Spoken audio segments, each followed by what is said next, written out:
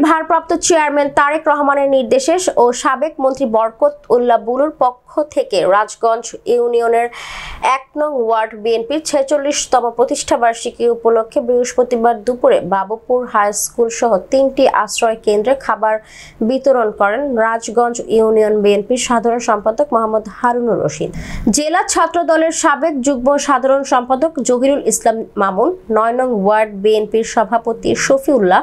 ১ নং ওয়ার্ড বিএনপির সহ সভাপতি আলতাফ সিরাজি, ওয়ার্ড বিএনপির নেতা পলাশ, ইউনিয়ন ছাত্র দলের সাংগঠনিক সম্পাদক নিশান,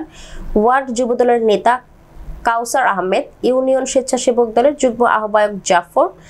জিরতলি ইউনিয়ন স্বেচ্ছাসেবক দলের নেতা মেজবা, প্রবাসী সুমন সহ অনেকেই। আমাদের নেতা জনাব তারেক রহমান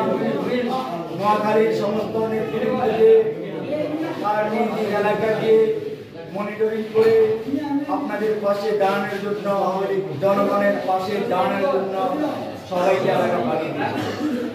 তার অংশ হিসেবে আমাদের বেগমগঞ্জ জাতীয় দলের শক্তির প্রাণ পুরুষ জননেতা জনাব বরকত উল্লাহ বুলু ভাই এসে আমাদের বেগমগঞ্জ উপজেলার ৯টি ওয়ার্ডে এই প্রান্ত থেকে সেই প্রান্ত পর্যন্ত মানুষের পাশে দাঁড়িয়ে মানুষের সুখ দুঃখের সাথে হয়ে খোঁজ খবর নিয়েছেন।